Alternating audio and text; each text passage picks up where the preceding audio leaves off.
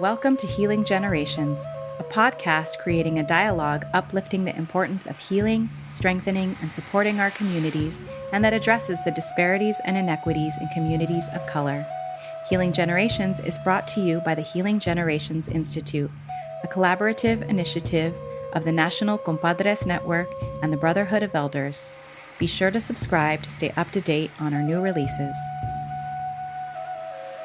Well, bienvenidos, Someteorl, Clasocamatli, Noxtin, Nomekayatsin. We'd like to welcome you today. My name is Jerry Teo, and welcome you again to this Healing Generations podcast, in which we lift up the generations of healing medicine and healing teachings that we've been left by our ancestors, and at the same time, acknowledging and working through the generational trauma that we've experienced. And this podcast really is about bringing in different voices, bringing in different teachings, different experiences, in order that we can offer it to you. In a similar way that I remember as a child, we would go visit people, and my mom says, "Pues tenemos que llevar un plato." We had to take a plate, and we offered a plate that way.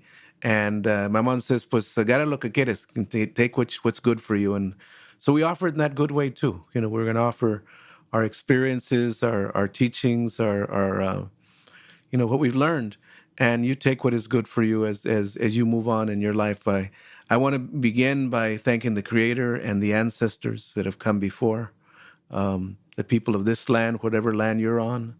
I want to acknowledge your ancestors, those of you that are listening, and the sacred teachings that have come through you, and the journey, and just honor the moment right now, that all of us are here together, that all of us are listening together, that are connecting together, that as much as, we have to shelter in place, the universe gives us the opportunity to still connect. Our spirits can still connect. And so we offer this as in a way to help us on our journey, help all of us in our journey. We're all learning this way. And today's focus is really the healing medicine within that all of us carry. And we're very blessed and very honored. I feel very blessed and very honored to invite two maestras, two wisdom keepers, two teachers, two people on the journey with me. We cruise together sometimes. We laugh together. We play together. We learn together, and sometimes we cry together. We got two maestras here that are very, close to me. So I feel very honored. Get emotional, just thinking of the privilege. And I'm talking about Maestra Debra Camarillo, who has been on this journey for a long time, a wonderful teacher, healer. She also, leads Latino Commission and does a lot of work there, but is also a significant part of the National Compadres Network and guides the Comadres Network as well, and does so much other work, besides that. And so really privileged for her to be with us, and also Maestra Susanna Armijo, who, is a wonderful example of teaching, of love, of compassion, of danza, of movimiento, and she has so much that she has offered through that movimiento, but brings a lot of teachings, and one of the people that, it just exemplifies that unconditional love. So I want to welcome both of you today. Thank you for being willing to spend the time. And let me pass the palabra to Maestra Debra and allow you to share a few words and as we open today. Wow, qué bendición. And I just want to say, thank you, Master Jerry, for just a privilege to sit with you in this way. Also, before I even go further, I just so grateful to the Creator for another day of life and breath. I mean, it's amazing, because I remember a time in my family where they never, ever imagined I would get to this age. And sitting here, with Master Jerry, Master Susie, that I consider part of my family, it's such a blessing to the fidelity that Creator has to the prayers of our ancestors, the prayers of our parents, all those that have come before us. We're here as a manifestation of answers to those prayers, and so for me, it's a blessing. to sit here to share words and to be in good company, right? All we need right now is like a hot fudge sundae or some comida or something.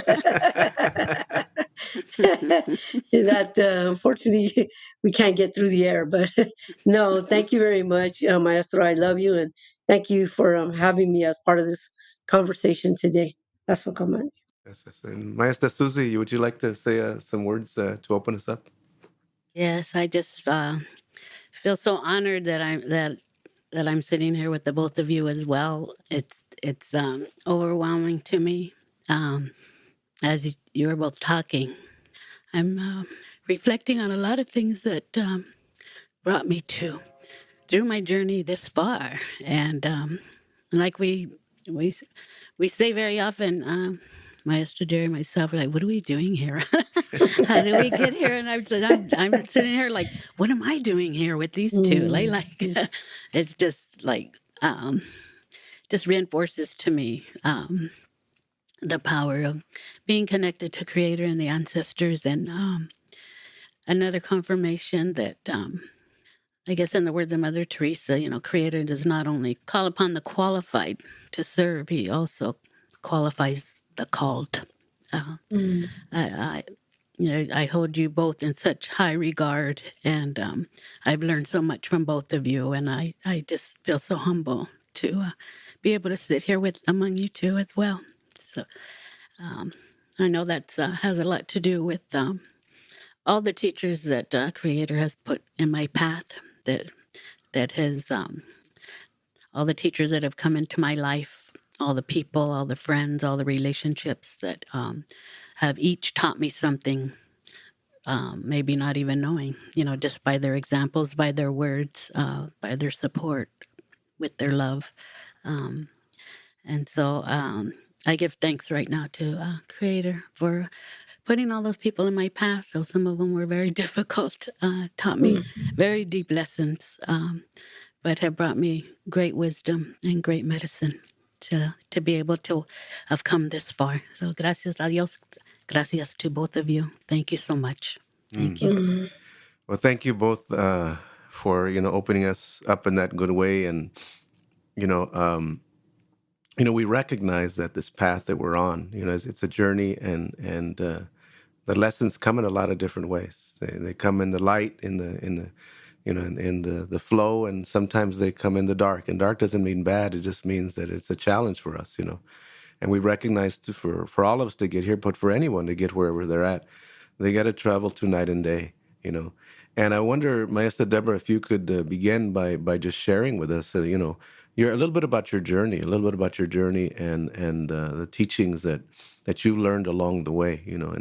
And this is part of us recognizing that life gives us these teachings, and sometimes they're not easy. Sometimes they're really difficult lessons, but they all come with a purpose. So I was wondering if you could just start us out by just sharing a little bit about those teachings, your life journey, and what you've learned along the way. Mm. Yes, well, I'm Debra Camarillo, the proud daughter of Esteban Leos Camarillo and Anita Figueroa. And I say that, um, you know, with orgullo, right? With that proudness, um, that I'm a result of their union. Now they weren't perfect parents, but just like Maestra Susie mentioned earlier, some of our biggest teachers are the ones that have challenged us, through difficult times.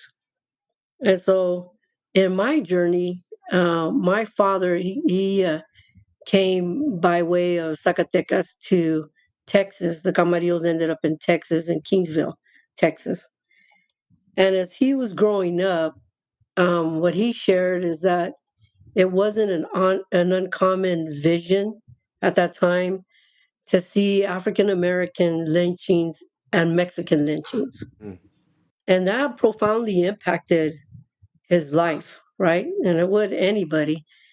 But the way that it impacted him was that he wanted to protect and kind of shelter his kids from that, right? So on his move to California, where he met my mom, part of the upbringing that I experienced was, just integrate yourself into this culture.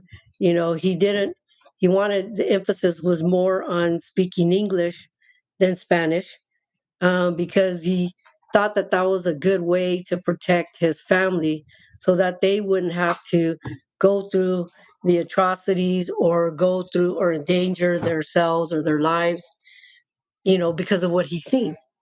The other part is that he also experienced, at that time, he grew up partly in the Depression, and and he understood violence. Mm, And he wasn't a violent man per se, but he experienced a lot of violence. mm, And so in his journey, then he came and through an experience ended up involved in. He became a pastor and kind of got involved in that way in church in that way. That was his journey that got him to LA. My mother, on the other hand, is Puerto Rican, born and raised on the island of the Big Island, born and raised in Ola, which is now Keao, because they changed the name, but it's up towards the volcano. And so her experience was very different. It's an island kind of mentality where there's more freedom and carefree, and a different lifestyle being Puerto Rican. So there's a lot of festivity, and so she's got that kind of, let's enjoy life. So she wants to enjoy life, and my dad wanted to protect life. mm, And so it was a very interesting combination growing up. But in my path, as they were trying to discover themselves in their relationships, very early I experienced sexual abuse. mm, And as a very little child experiencing that, what happened to me is that there came this rage inside of me because I was afraid. It was a very traumatic experience, uh, very violent, and I knew I couldn't say anything about it. But what happened is that turning inward created a lot of rage within me, mm, and so I was a young child with a lot of rage. And mhm, so my parents didn't know what to do with me because it's like, what's wrong with this girl? And I got into a lot of fights, and just I had this inside of me that was so hot, but nobody knew how to handle it. mhm, Fast forward, as a teenager, I got involved with drugs, and the first time I did heroin, I was like, man, I found the cure to all my problems, mm, and heroin was it for me. And so, of course, that took me on a journey. I didn't understand then, but I understand today that trying to fulfill that need, right? Because I was just trying to make that hurt go away. I was mm, trying to like mhm, not feel that pain. And drugs and alcohol work. They sedate you. You know, you don't feel that pain. Now, the flip side of that is that it also creates more pain, and it doesn't really resolve issues. But when you're in it, you don't really realize that, because for many years I thought, you know what? I use heroin because I love it and I want to use it.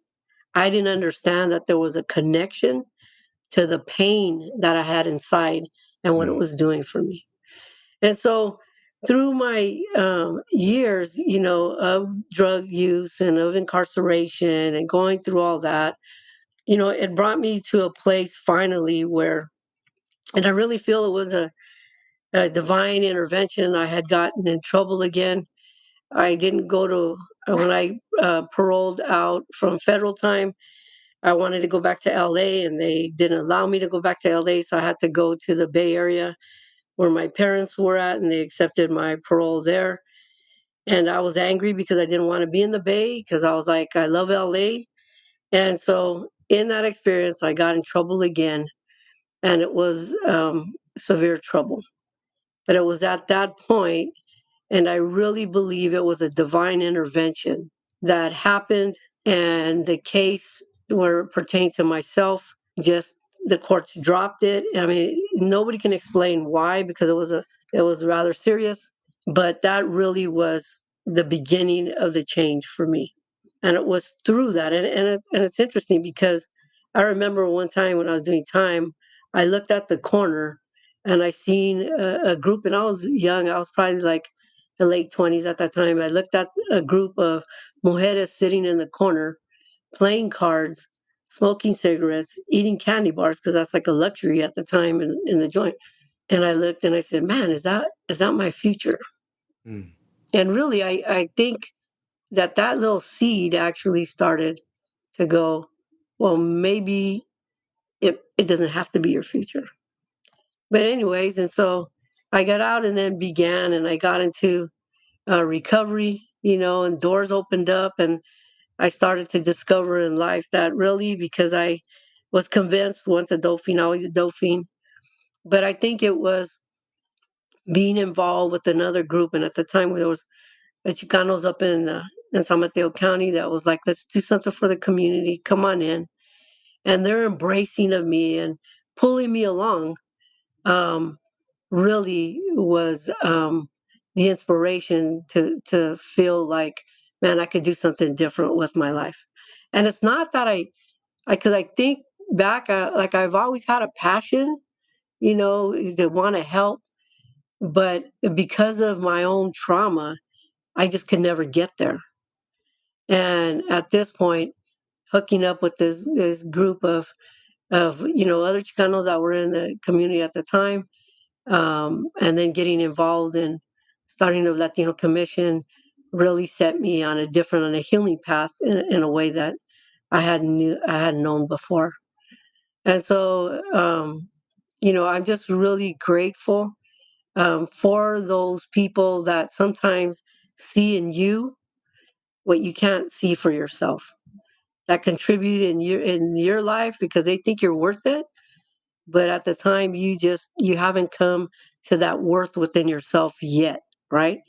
And they have the patience to sit with you as you blow it over and over, you act like a knucklehead or whatever. They're still there to embrace you and walk along with you as you fall down. But yeah, that's how I was really introduced into living in a different way, and going on a path to healing, which is probably the most difficult thing that I've ever done in my life, is be on this path to healing. Thank you for that. I want to thank you for sharing, the those teachings along the way, but also, and we'll talk about this a little bit later. But you had to choose. It had to be you that chose, because people can offer you that and extend that to you, but it's your choice whether you go on that journey as well. So, Maestra Susie, I'd like to offer you the same reflection of what your journey, what teachings you learned along the way to get you to where you're at today. And that I'm still learning. Yeah, we're all still learning. Yeah. Some days are better than others. Right. uh, um, Kind of similar to my sister Deb. I grew up in a very unstable, unpredictable family surroundings. I'm the daughter of Joseph Louis and Stella Esquivel. Happy birthday, Daddy. Today's would have been his 78th birthday. I know he's having a party up there. So I know you're in good hands, Dad. Enjoy it. You deserve it. It was very challenging, like for most of us that do this work. It's kind of what gets us on our path because we want to protect others and be of service so that we can prevent these cycles from continuing. A lot of domestic violence, a lot of drugs and alcohol involved, abusive behavior, verbally, physically, and it like in most of it does. It creates a lot of anger. It creates a lot of fear. Creates a lot of hate, self hate, and it makes you question a lot of things. And most of all, I would say, because I work with a lot of women and being a woman myself and my own experience, it really takes us away from our sacredness. And because of all these outside influences of dysfunctional people around us, I would say a lot of the things that happened to me were because of, the people that I was surrounded with, the environment that I grew up in, and the wounds that they were having to endure got projected onto me.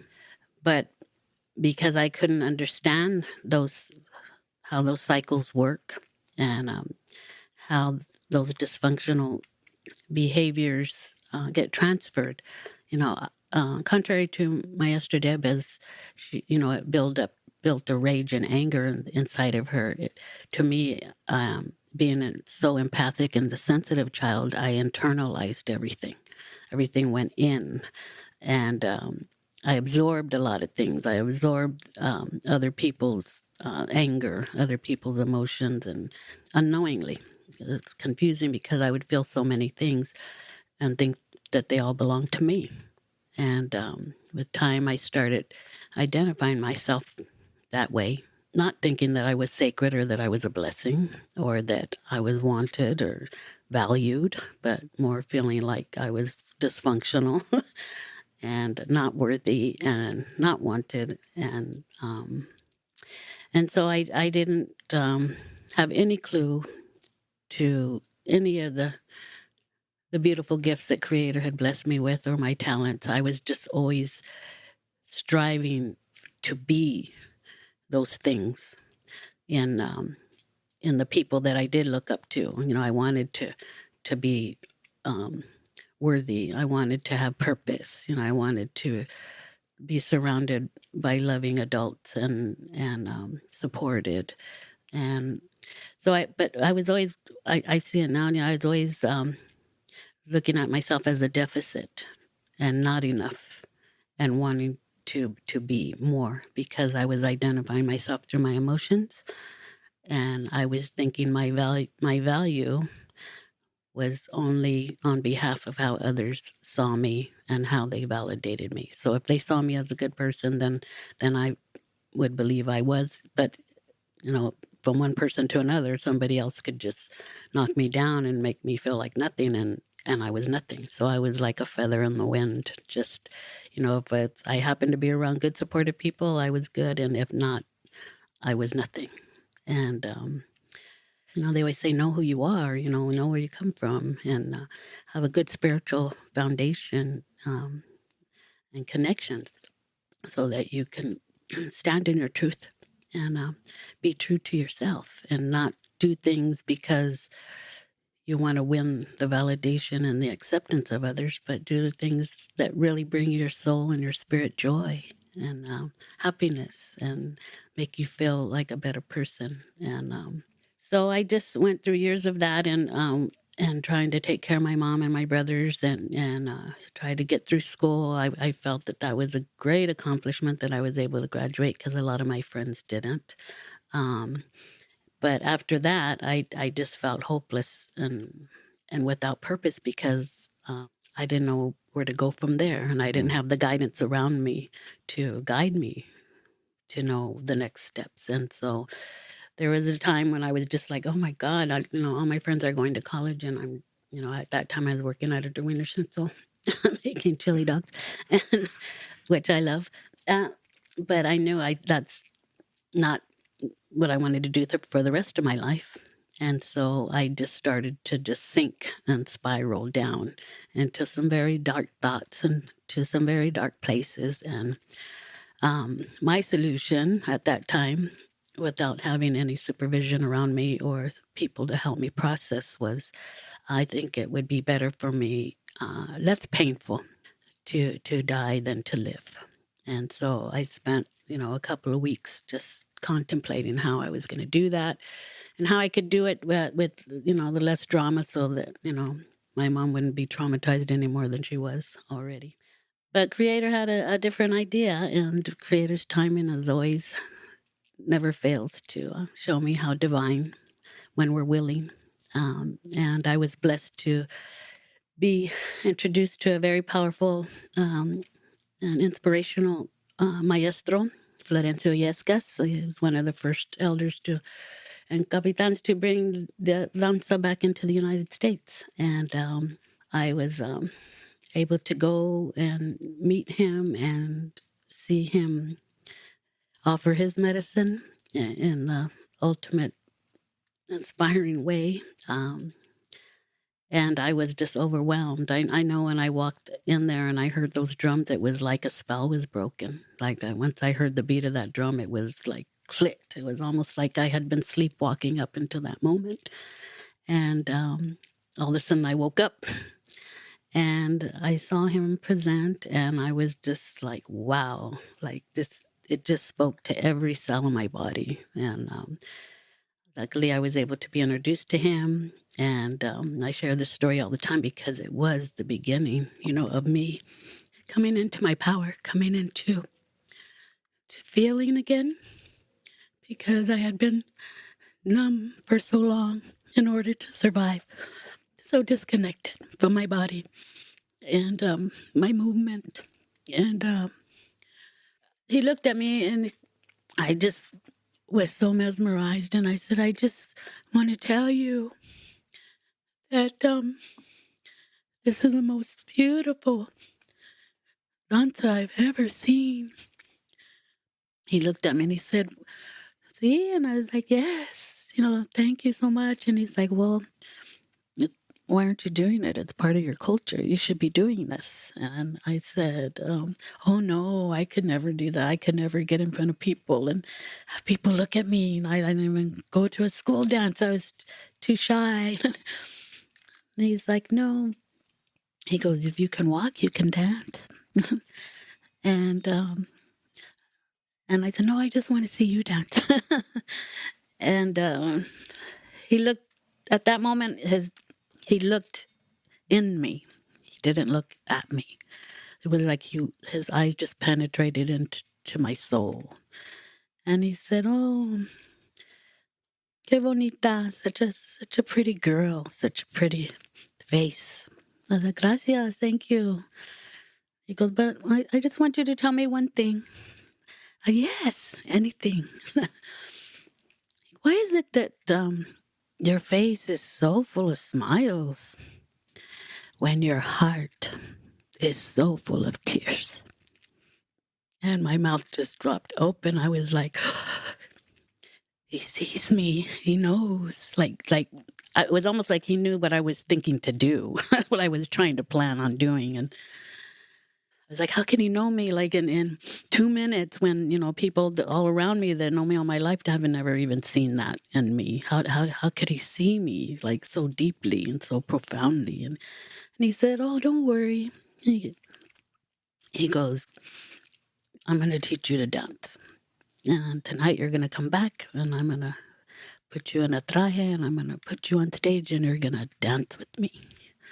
And I was so shocked, and I contemplated it all the day. And he said, come back at 7. And then, like a lot of us, when we get opportunities, we're like, oh, yes, your heart's just soaring. Like, yes, but your mind's just talking all the negative things of why you shouldn't, or all our negative self-talk. But long story short, I did go back and I did have the opportunity to perform with him. And he said, well, if you could do that, you could learn to dance. And if you're willing, I will teach you. I will teach you. And I was so inspired by it. And I just felt so alive and so overjoyed and so seen and so acknowledged and so loved. And I said, yes, I want to learn. So he worked with me and we practiced. I had never, I grew up in El Monte and I had never even left El Monte in my life. And then 3 months later, I was like touring the whole United States. And like I said, how did I get here? my whole life, I wanted, growing up little, I wanted to be a singer. I loved singing. And my uncle used to sing with Rosie and the Originals, and they used to rehearse sometimes at our house. And I every time they would leave, I would turn on the microphone and pretend I was Rosie singing "Angel Baby." But the danza, I didn't even see that coming. And I always remind the young girls, like, you don't know what Creator has in store for you. Just don't give up, don't limit yourself, because when Creator has a plan for you, it's gonna happen. So from there, it just inspired me to, it gave me that spiritual foundation I needed. It gave me movement back in my life. It gave me connection to my body. It gave me joy to dance for others and dance for children and dance my prayers in motion. It brought me so many friends. It's that connection to Florencio has been the golden thread through all of my relationships today. It was because of him that I met all of the beautiful people in my life that have been my personal sacred contracts, if you will, to carry me forward and inspire me to do this work. For years, it was prayers in motion through the danza, and then it went on to working with young girls and women through counsel, through massage and healing teachings. And it's just, I really feel for the first time I'm finally on point with what I'm supposed to be doing. And I don't know how that's going to look in the future. I just know from past experiences that as long as I show up and walk through the doors when they open, I'll be guided step by step, every step of the way. And right now, the step with the Comadres Network and working with Maestra Deb and all the comadres has just brought me a whole nother level. And it's also another chapter of my life that I never saw coming. And I just feel so grateful, so grateful. Wow. Thank you, Maestra Susie, as well. What beautiful teachings and reflections, and with both of you traveling through some hard times and some challenges, but what seemed to be at that base is there was some cultural teaching, some spirit, some spirituality, algo, something that Master Susie, you say you heard that drum and it broke a spell, you know, Yeah. Master Deb, you mentioned that that someone accepting you for who you are in your whole sense of your culture, from being Mexicano, Boricua, all that, all those rhythms, and I'm wondering if what cultural teachings, what now that you've both traveled down the road and really are maestras in teaching this and giving this, what are those teachings? What are those significant teachings that if that you carry, that you think are important, especially for mujeres, Mm. to know and to learn and to live. So Maestra Deb, maybe you can offer. We could go on for hours and hours, but just what do you think are the most significant, culturally based teachings that you have learned and that have really helped you and you think are important? Well, I think there's two that popped out in my mind right now, and one is um, sacredness, and the other one is prayer. Mm, And so let me start with prayer. If if there's one thing that um, I have heard throughout my whole life, it's been prayer. Even to this day, my dad, like I had shared earlier, he was a pastor, and I remember him praying. I could hear his voice, and it was, you know how sometimes you hear Tibetan monks, you hear them, and hmm kind of. I just remember this tone, this vibration, and it's very interesting because to this day, when I hear that, that kind of like calms me down. mm It's like it's so in there. But I remember my grandmother praying. mm You know, and I, as a youth, of course, I didn't appreciate it, and um, like you always, like anything, you question because you don't have the maturity to really understand what that means. But as I've gotten older, I think of prayer in probably a different way that I would have approached it as a young child, or as more youthful. And I think prayer is so significant because it's not only pushing out those vibrations, right? And esos deseos, or concerns, whatever, that you're getting it out there to the world. So for the person that's praying, they're pushing it, and that focused intention is going in a direction. In my case, let's see, my parents, focusing that direction for protection, or helping me in all whatever I was in. So you have that direction that is a focused intention going that way. But the other part of prayer is that it's so significant for the person that's praying, Mm. because there's healing happening, and there's releasing happening, Mm-hmm. and there's renewal happening as we pray. Mm-hmm. And so, sometimes I think we really focus on the part of the intention of the prayer, not really understanding what it's doing for the person that's praying. And whether that's a prayer on a walk, or if you're on the ground, lay down on the ground, or if you're out in nature looking up at the stars, there's this circular movement that's happening, that's going out, but it's also coming back in. And so it's healing in all direction, right? And that's very cultural, because when we look at it, as far back as we can go historically, prayer has always been there, always. Mm-hmm. And group prayer. Our gente would circle back, do a ceremonia, you know, in, not only individually, but in a group context. Because healing, that's how healing happens. Healing cannot happen by yourself, just like trauma cannot happen by yourself. So you don't get trauma by yourself. No, you get it because somebody else, you're the recipient of trauma from someone else. Well, healing is the same thing. It's that exchange, but on that higher vibration, right? Where we heal together. And so, even if it's a prayer I'm praying by myself, but as I send out those prayers, also I'm getting that reverberation that's coming back and Mm. healing. So, the universe or creator, the answer ain't, we're getting back that healing. And so, it's that exchange. The other part is sacredness. And that's something that we teach it at NCN, and we teach it at Latino Commission. It's a cultural um, jewel sometimes that gets lost. But is that every human being, every spirit, everything that breathes, all life is sacred. I think that's a challenge even for some of the youth, because they don't feel sacred, and even as adults, we don't feel sacred. But historically, it is in our DNA. It runs through our veins.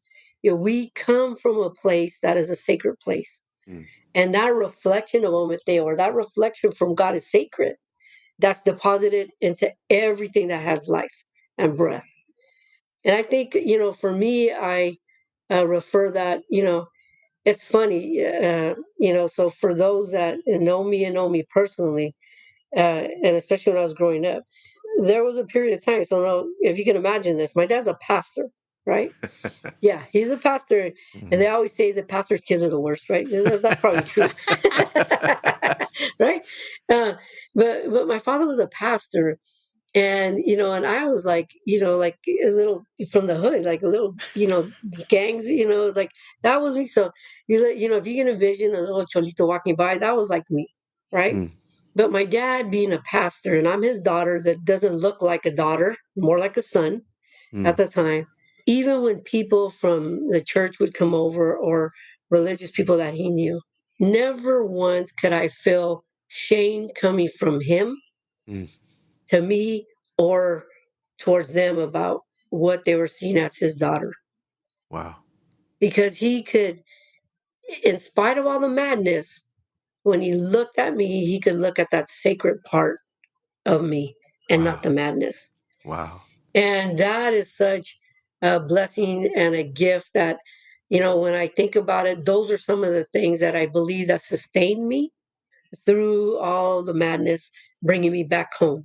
Because that's what we talk about, coming back home, right? Right. And I just say that because I know that there's parents that might be hearing this, and your kids might, or even little kids, big kids, adult kids, they might be going through a lot of madness. But if we cannot see the madness and see the sacredness and address that in them, then it gives them hope.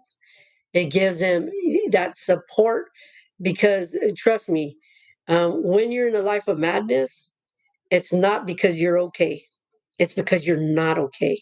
Mm-hmm. Mm-hmm. And when parents can see and project that I love you in spite of that, that comes back. That sacredness comes back to heal. And I've heard it over and over. That's what brings us back. And it Mm-hmm. doesn't have to be parents. It could be a significant other adult that comes across. But when they speak to that sacredness within, you know, us as human beings, you know, that is very traditional and it's healing and it sustains us. Wow. The powerful teachings just about, and you speak about vibrations and you speak about that, if you will, that sense of connectedness that you get in what you call prayer, but also, the sense of how we see one another. What vibration does a spirit carry when they are seen in a sacred way? And I know, Maestra Susie, your medicine, really resonates a lot with that movimiento, with the rhythms. You talk about, your prayers in motion with danza, but also with the way that you connect with people, because you also have the gift of touch, that you work with people that way. And I wonder if you could share a couple of teachings, cultural teachings that have come through you, that you think, one or two that you think would be valuable for that has been valuable for you, but you've seen value for mujeres as well. Sure. First of all, I agree with you, Maestra Deb, all the way. First and foremost, primero Dios. That's always my mantra. And it was the medicine of the danza that those prayers in motion and praying with my feet and just, sacrificing my body and energy to the Creator for all my prayers. It's been such a powerful, powerful medicine for me for so many years.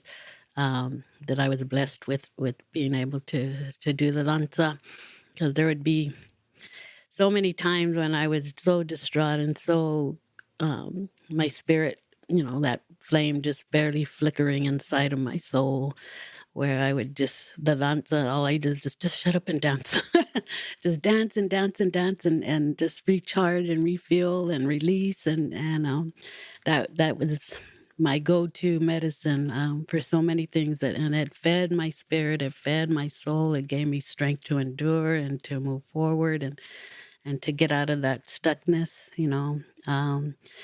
and there were so many times in my life where I didn't have no one to turn to. It seemed like every direction that I went in, it was a dead end, and I would be reaching out for that help and that support, and every direction I went was a dead end. Sometimes, that support and help wasn't there, which was very heartbreaking, is that just reinforced the not worthiness wound.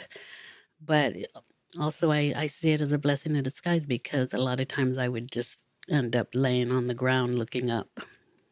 And it was that direction that sustained me, looking up to Creator, praying to Creator and the ancestors, down on the ground, connected to Mother Earth, but also connected to the heavens. And those two energies, just filling me up, that allowed me to let Mother Earth hold me for a while, but also to be downloaded with that spiritual energy to get back up and keep going.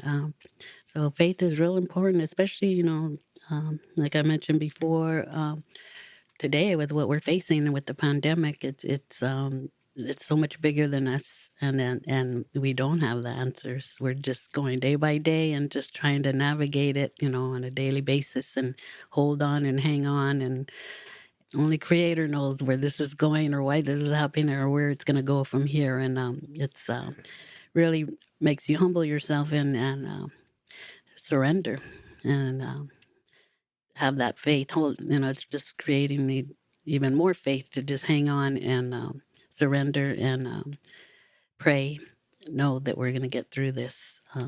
As we move forward, as far as the healing and touch and massage, I experienced that very, very young, the power of touch with my mother when she was emotionally ill.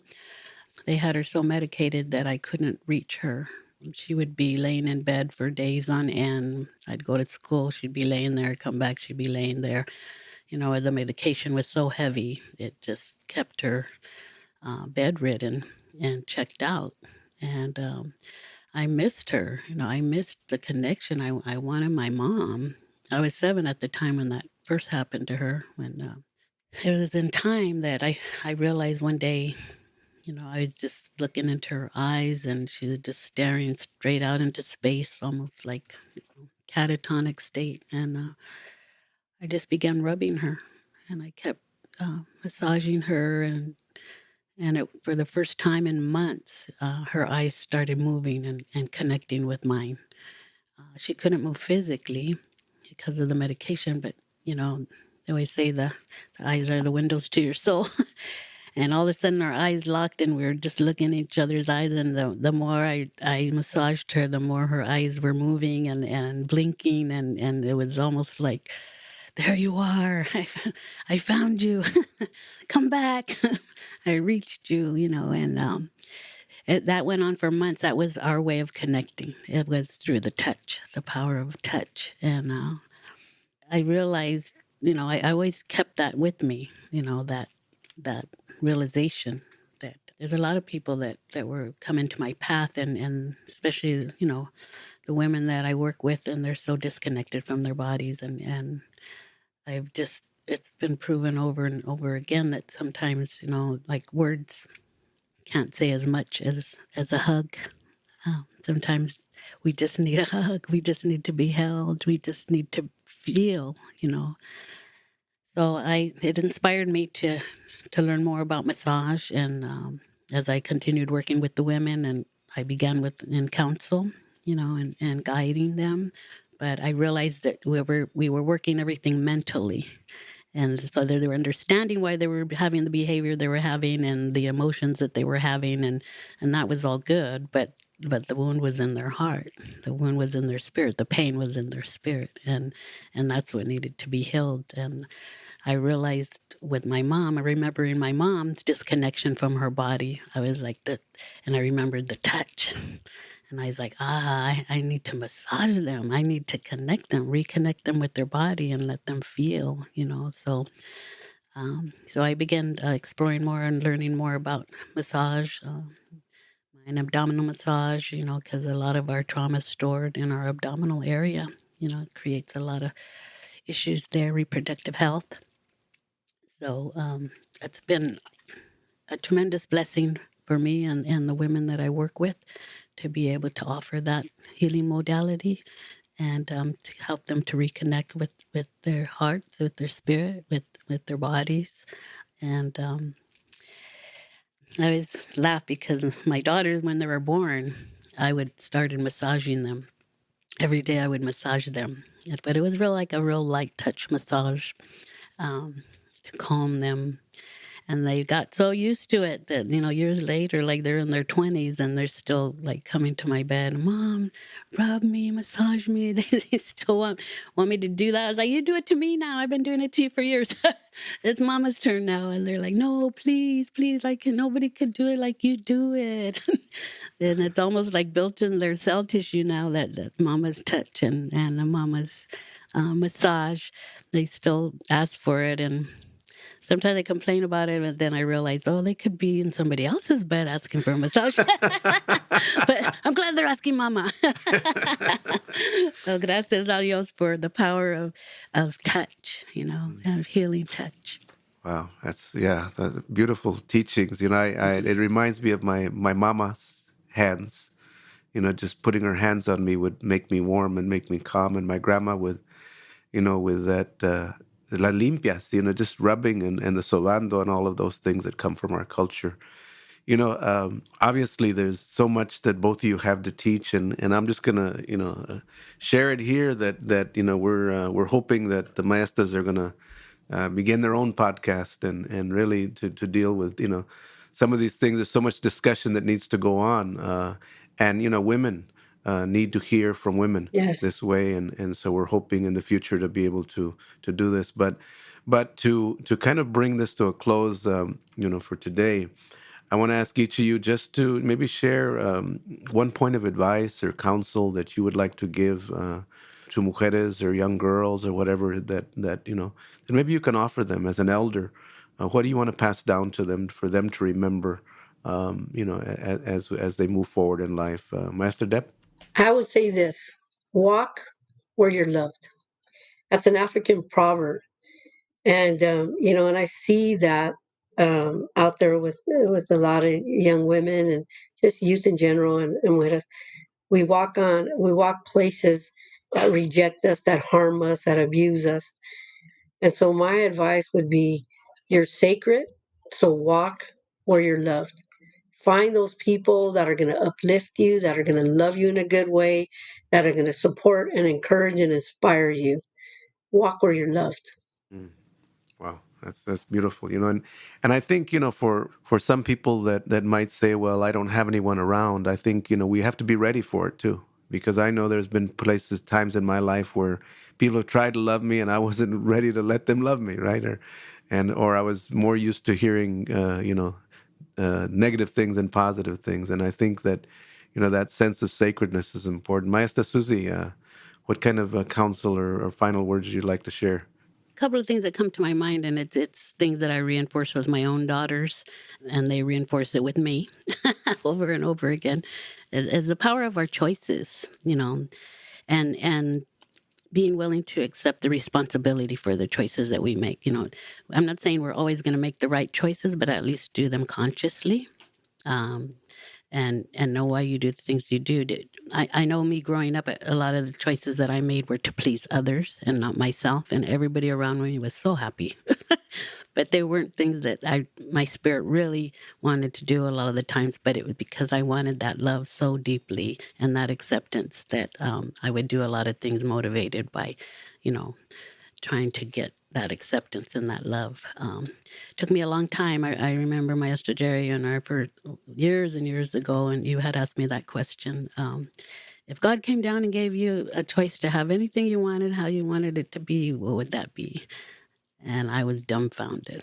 I couldn't even answer you because I was like, ask me about my friends, ask me about my kids, ask me about somebody else. I'll tell you, I'll give you lists of what makes them happy. But I don't even know for myself. I've never even thought I was worthy of having a choice. So choices and responsibility. That all the choices come with responsibility, and a lot of people. It's easier to always point the finger and blame others to justify our actions and our behaviors, but really, it was us that made that decision and that choice. So that, and then what I always say on my little card that I give to the mujeres. If you can surrender the person that you think you are, you can become the person you truly are. Mm. So many sticky notes that have been put on me that I thought, everybody that criticized me, that, complained and condemned about who I am, that I believed for years and years and years. It's taken years for those sticky notes to come off and for me to realize, no, that's not who I really am. So Mm. we could surrender the person that we think we are, those negative beliefs, those things that people have taught us to dim our light and make us think less and not worthy of ourselves. In time, your light will shine. You will come out, and you'll be amazed at the person you truly are if you're willing to embrace that. Mm. Primero Dios. Wow. Well, I really just want to thank both of you. I mean, both of you have been an inspiration in my life. Mm. You've helped me heal. You've helped teach me, and we roll together.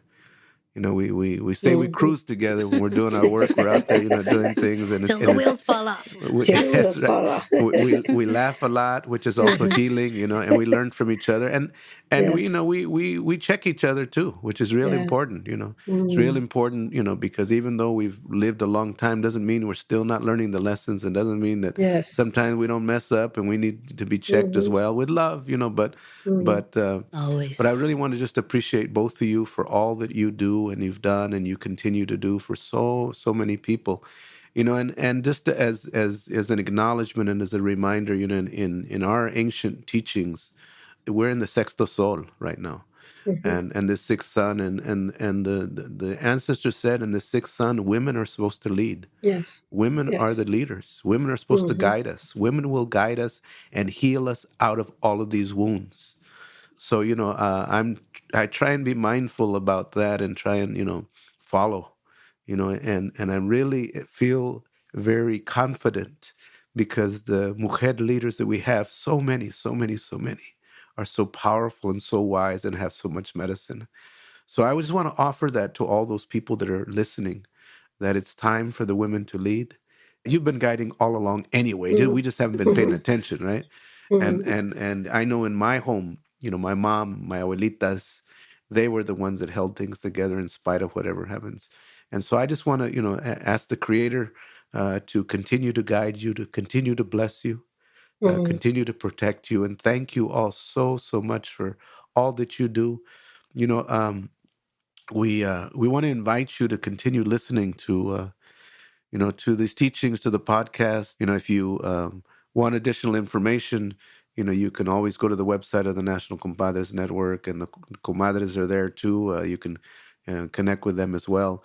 But there'll be more things that will be coming in the future. Please, give us a review. Make sure you share this podcast with other people, so more people can listen. But in the end, our goal here is really so that our children and the next generation, the next 7 generations, have more blessings, that they know, children know the sacredness of who they are, that they have with them, in them, the medicine that they need, and Yeah. that through that watering of that they have less pain and less struggle. And so we want to thank you all again for listening, and thank you for the blessing of allowing us this time, and continue listening. And, gracias, Claso Comatli, and may you continue to be blessed with the teachings of our ancestors. Él es Dios. Él es Dios. For more information about Healing Generations and the Healing Generations Institute, visit nationalcompadresnetwork.org and be sure to subscribe to stay up to date with our new releases.